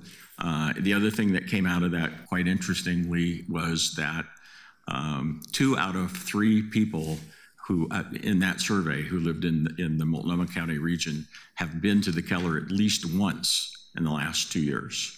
So it's used. Okay. And the last, you talked about the GEO bonds and that the arts facility is still a well-loved facility. If this has to go out to the voters for a GEO bond, you all would would take the lead on that? I don't know that we'd take the lead, but we've made a commitment to support the campaign of $500,000. Okay, perfect. Thank you. Thank you, Councilor Smith. Councilor Clark. Thank you, Mr. Co-Chair. Really quickly, thank you. Great information. Just offline, can you send us the DHM survey results? Is that possible that we can actually look at that? Actually, you have those in the booklet that we handed out. We have the We'll send it. presentation. It's okay. We will, yeah. Yeah. They don't have that, I don't think. Let's see, and Michael Curry was involved Yes. in the project. This is the same Michael Curry that Yes. lives in Columbia County and did the Lion King He actually costumes? lives in Portland. His studio is in Scappoose. Oh, okay. We're very proud of Stu Fish from London and our own Michael Curry from Scappoose, Oregon. Great. Well, maybe Mr. Nato can come back in January and tell us about his trip to London and having seen the ABBA theater. But thank you. Great job today. Thank you, Councilor Clark. And we look forward to the budget note moving along. Co-Chair Green, anything? I want to thank all of you for being here. I want to thank you for your persistence. And I feel a little bit like a repeat rinse when I listen to this testimony. And that's why, from the bottom of my heart, thank you for your persistence and for loving Portland so much. Okay, thank you. Can you please read the next item? Item 3, public comment on performing arts venues. We currently have 2 people signed up for this item. I'll call both of your names and you can come to the front and begin your testimony. First is Julie Vigeland. Second is Diana Stewart.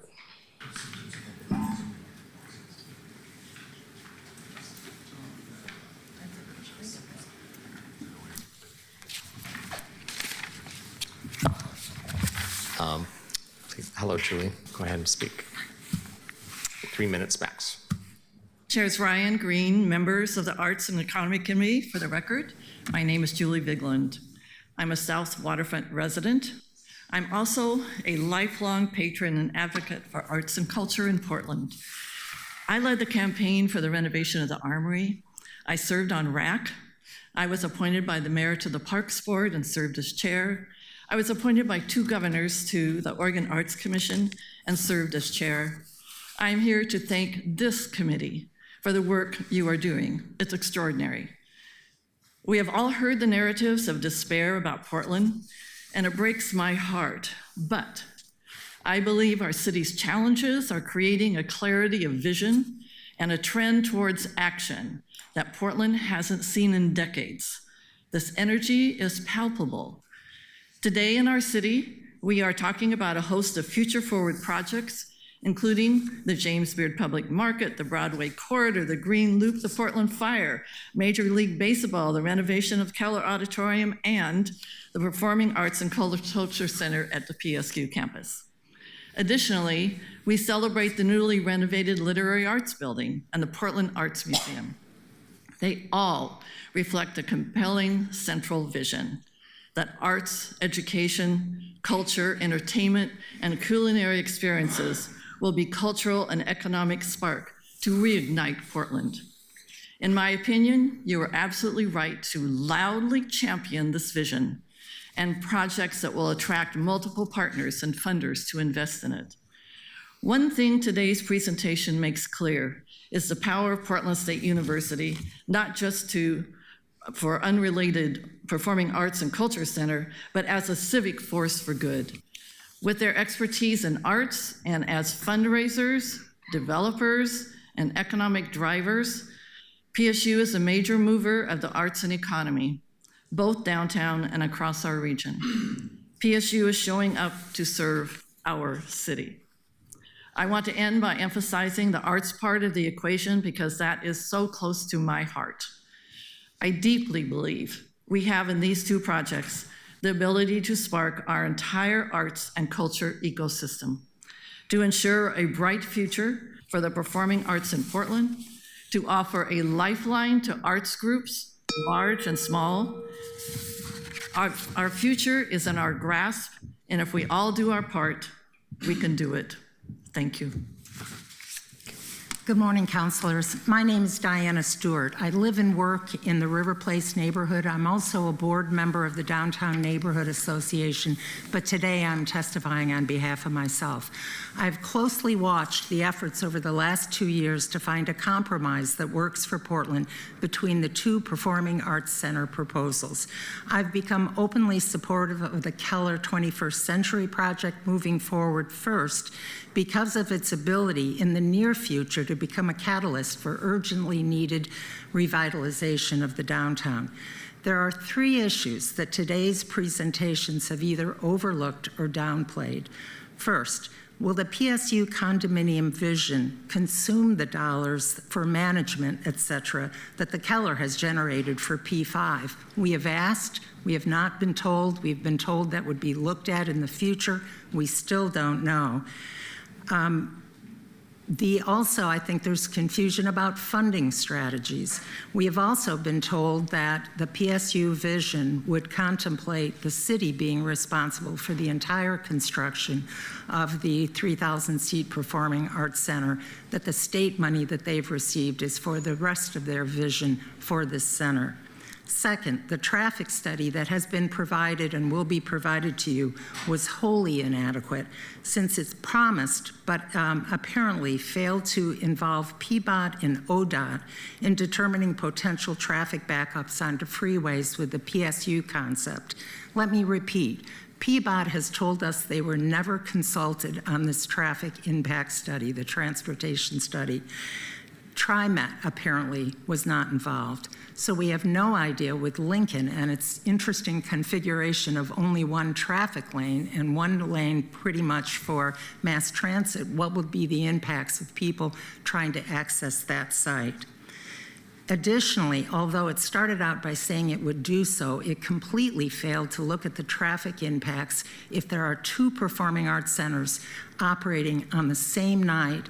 And what will be the traffic impacts of the cross traffic from the west off of 26 going to PSU and the south I-5 coming up, west coming down to Keller and south coming up to PSU.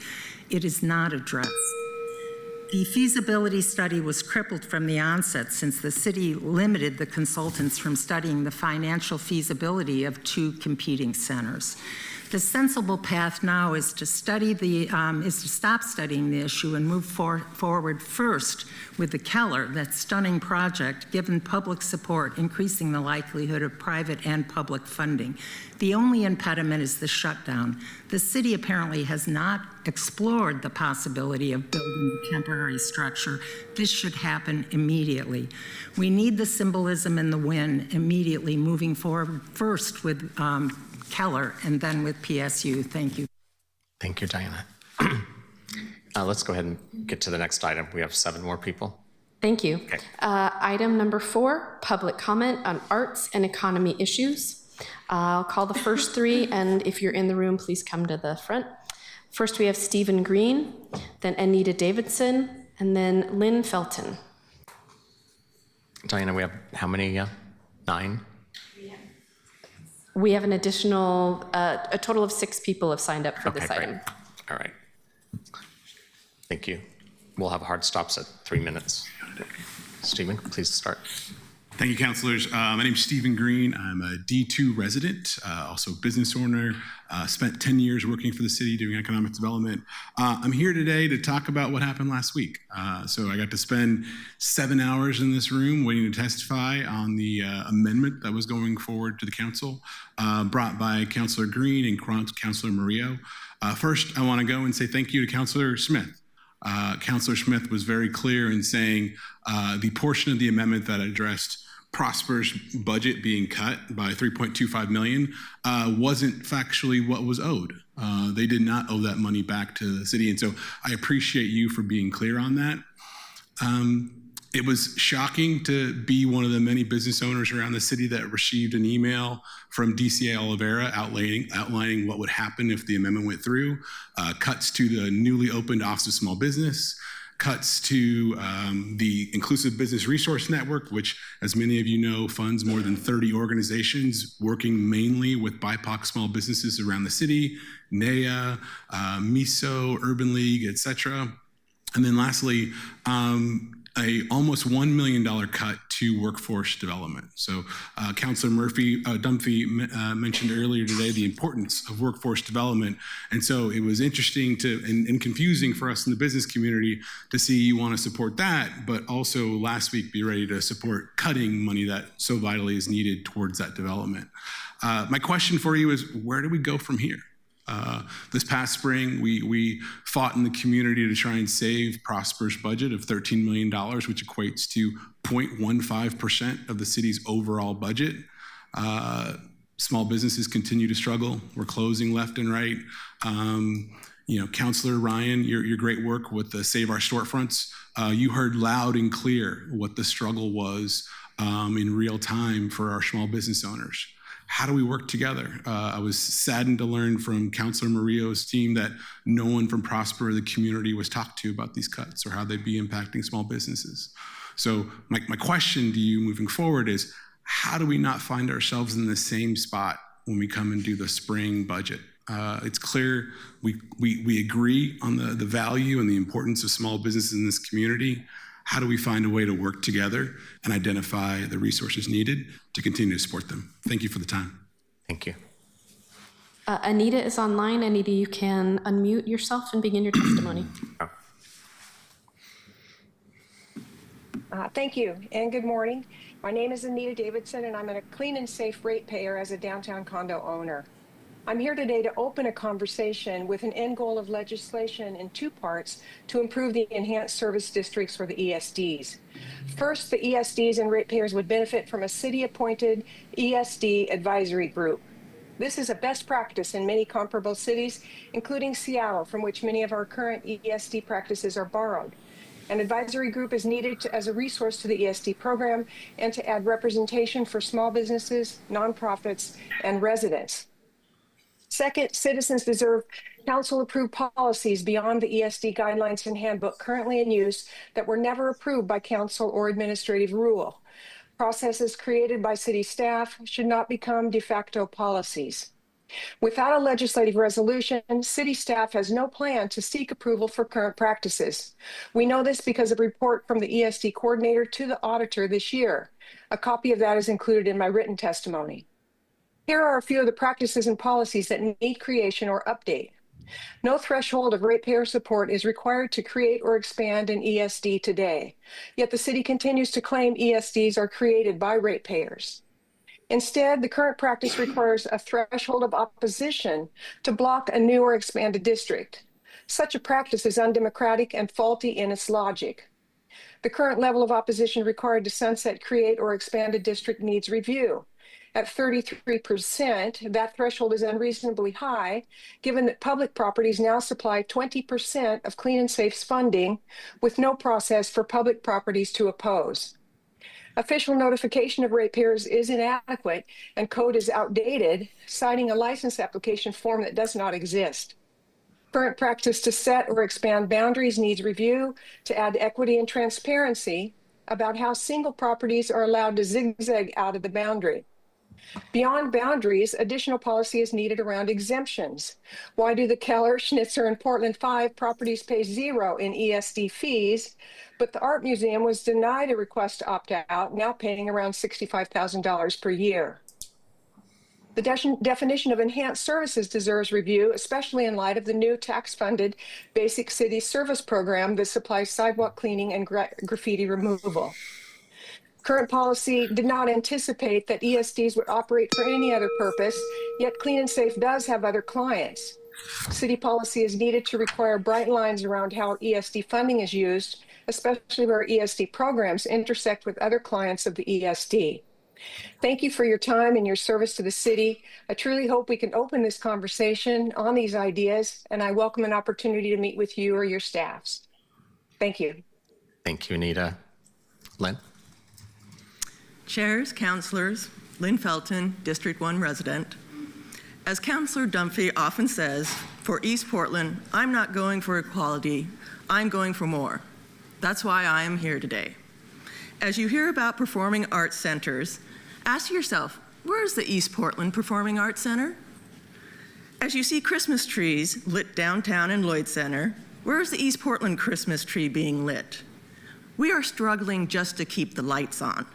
Park Rose Grocery Outlet threatening to close, rumors of Dollar Trees closing, Kroger's, Kohl's fleeing East Portland. How's the little guy entrepreneur expected to thrive facing $10,000 in lost goods monthly when the big corporations fold and flee?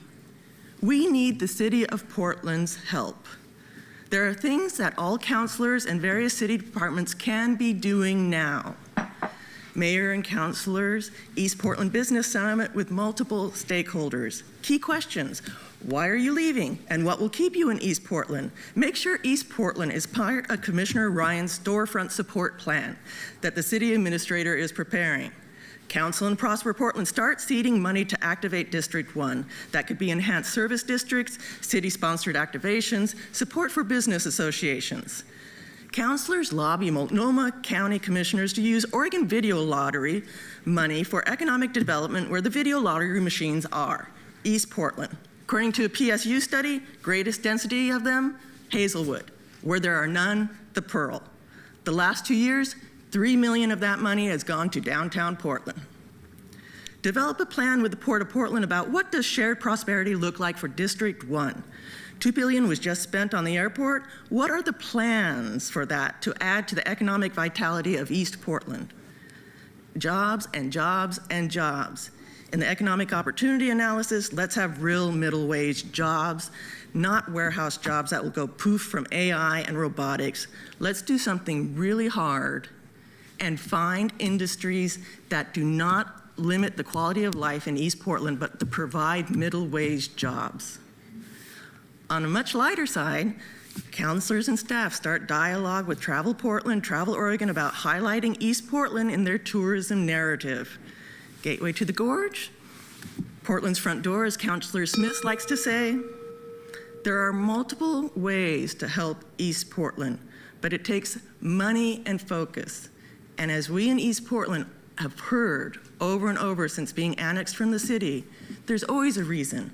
We know this budget season is going to be brutal. We know the pot is getting smaller. We still need attention and focus from all the city of Portland now. Thank you. Thank you, Lynn. Tina, next one. Up next, we have Dylan Evanston, followed by Ann McMullen, and then Jasmine Stoner. Dylan is online and you can unmute yourself. Thank you. Hello, my name is Dylan Evanston. I live in Northeast Portland, and I've lived here for about a decade and a half. I'm currently serving on the board of the Sumner Association of Neighbors, as well as the Historic Park Rose MPI. But I'm here on my own behalf to ask you for additional investment and resources for District 1 East, specifically requests for additional support from businesses to help stabilize and retain our retail spaces. Years ago, I attended the grand opening of the Barbara Walker Crossing in Forest Park, a project made possible by $2.1 million in private donations from just shy of 1,000 donors, in addition to substantial funding from the city. Median incomes in the surrounding neighborhoods are double to triple what they are in Sumner or Park Rose or other District 1 neighborhoods, which made that project possible. In District 1, over 60% of households fall below the median annual income for Portland, which is 13% higher than the next highest district. I recently attended the 25th anniversary of the Lansing Chinese Gardens and had a great honor to photograph the gardens while the other attendees, many of them donors, attended a dinner across the street. I saw an Instagram reel a week or two ago where Mayor Wilson referred to Old Town Chinatown as the heart of the city, and I don't necessarily disagree. My partner works at a preschool for all site in District 1 East Centennial neighborhood. In education, when a kid is having trouble in school, they need more resources, more attention to help them close the achievement gap, not merely the same as anyone else and certainly not less. And as imperfectly as that principle may be often applied, we recognize that as equity, and that is what I'm here to ask for. And please don't read this as a knock on bridges that improve pedestrian safety or gardens that foster cultural understanding or dialogue. I work downtown, I love Forest Park, and I'm a member at the Gardens, and I love seeing shows at the Keller.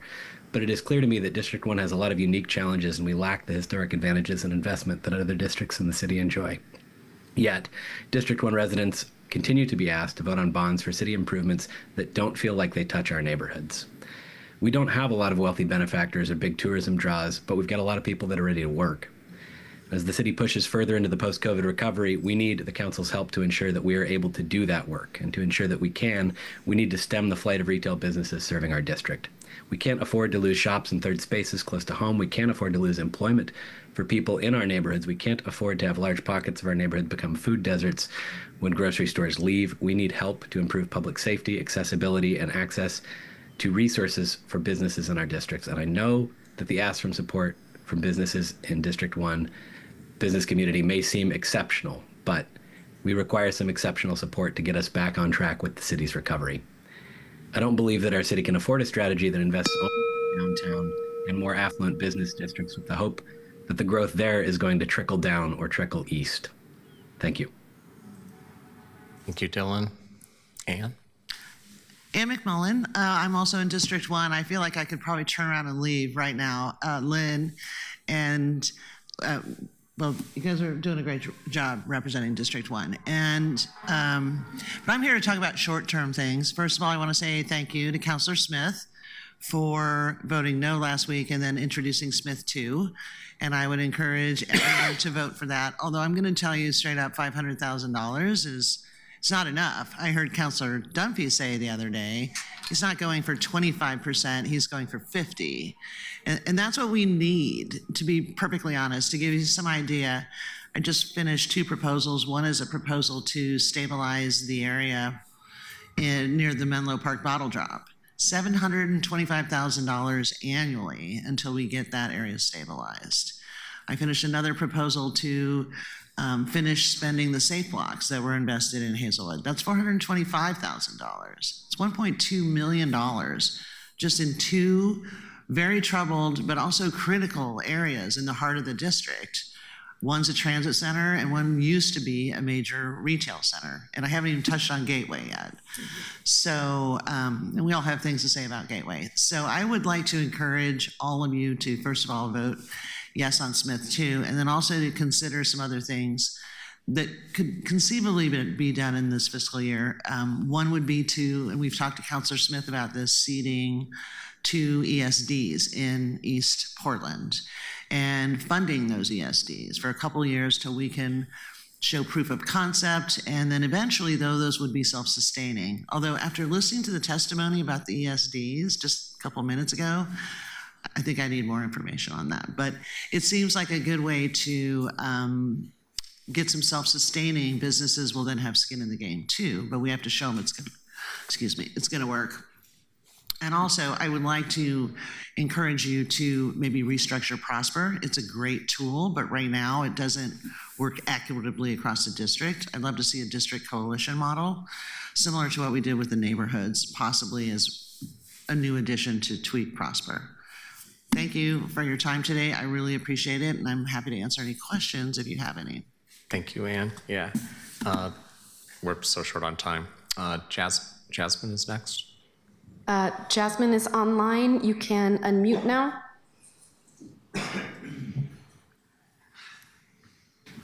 Hi, good morning. My name is Jasmine Stoner, and I want to first off say that I had a couple of difficulties being able to testify today. First off, I wanted to come in person, but getting my children to school this morning proved difficult.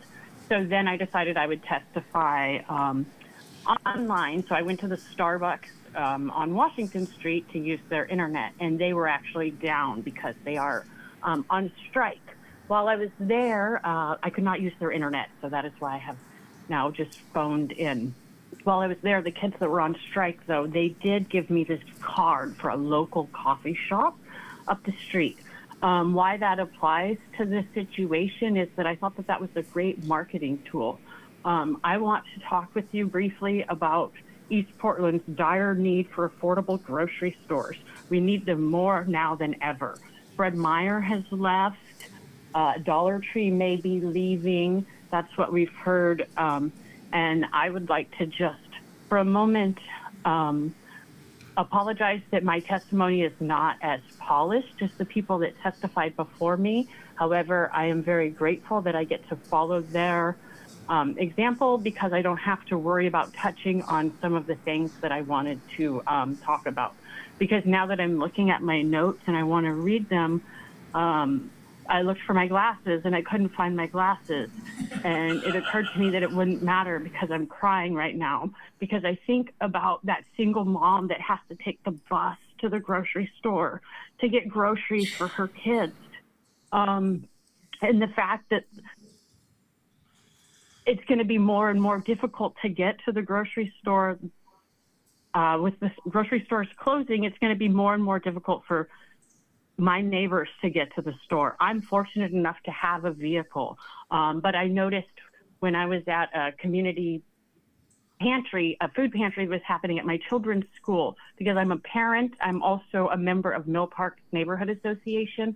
I'm very new to how testifying at committee meetings works, but I promise I will get better at this. So the point I'm trying to make is that if we don't have grocery stores available for our neighbors, they won't be able to get the food that they need to provide for their families. Sure, we can shop online, but I know things online are more expensive, and we don't always have the option to shop online. Also, if you go to the grocery store and you know you're going to be taking the bus home, you can't buy all of the things that you would like to buy because you can't necessarily carry them all home. I would also like you to remember the need for our most vulnerable citizens, which are our elderly, our disabled, and our lower income people. I see elderly residents take the shuttle bus from their nursing homes to the grocery store. They used to come to Fred Meyer. They can't do that anymore. That was their outing. I would urge you to think about your grandparents and what they would do if they didn't have the option to go to a grocery store in person. And that is becoming less and less available to the residents of Mill Park neighborhood. Thank you, Jasmine. I want to thank everybody for testifying today. Our next committee meeting is scheduled for Tuesday, December 9th. Upcoming agenda items for the December meeting include a presentation of the Winter Lights Festival, Councillor Dunphy's accessible restrooms legislation, an update on the storefront support program that was mentioned by some of the testifiers, Prosper Portland's enterprise zone item, and an update on the tennis center budget note from CFO Jonas Beery. With that, I need to adjourn the meeting. Thank you for being here. The Arts and Economy meeting is now adjourned.